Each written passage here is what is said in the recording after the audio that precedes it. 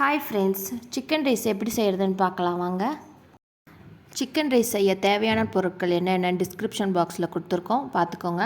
Chicken rice தாளிக்க நல்லா அகலமான பாத்திரமாக எடுத்துக்கோங்க. அப்போ தான் உங்களுக்கு சாட்டே பண்ண கொஞ்சம் ஈஸியாக இருக்கும். கடாயில் உங்களுக்கு தேவையான அளவு எண்ணெய் ஊற்றிக்கோங்க. எண்ணெய் ஊற்றிட்டு 1/2 டீஸ்பூன் இஞ்சி பூண்டு பேஸ்ட் போட்டுக்கோங்க.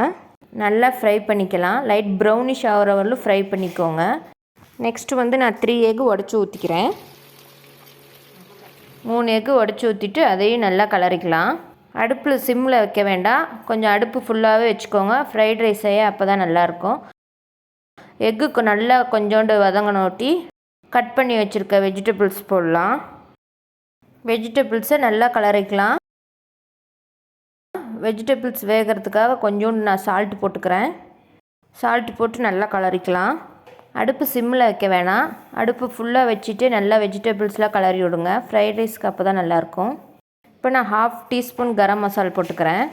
வெஜிடபிள்ஸில் ஒரு 70% பாயில் ஆனதுக்கப்புறம் நான் ஃப்ரை பண்ணி வச்சுருக்க சில்லியை போட்டுக்கலாம். இப்போது போட்டு நல்லா அந்த வெஜிடபிள்ஸ்லேயே மிக்ஸ் பண்ணலாம். அப்போ தான் சில்லி கொஞ்சம் சாஃப்டாக இருக்கும்.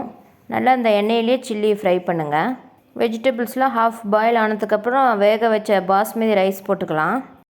அதையும் நல்லா கலரி விட்டுக்கலாம். ரைஸ்க்கு தேவையான அளவு சால்ட் போட்டுக்கலாம்.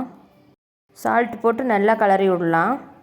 நல்லா கலரினதுக்கப்புறம் கடைசியாக லைட்டாக பெப்பர் போட்டு நல்லா சாட்டே பண்ணிட்டு கொத்தமல்லி தழை போட்டு இறக்கிடலாம். இப்போ டேஸ்ட்டான சிக்கன் ரைஸ் ரெடி ஆயிடுச்சு. தேங்க்யூ வாட்சிங் ஃபார் திஸ் வீடியோ. ஹார்ட்டி ஆர்கேஜஸ் சேனலை சப்ஸ்கிரைப் பண்ணாதவங்க சப்ஸ்கிரைப் பண்ணுங்கள். தேங்க்யூ.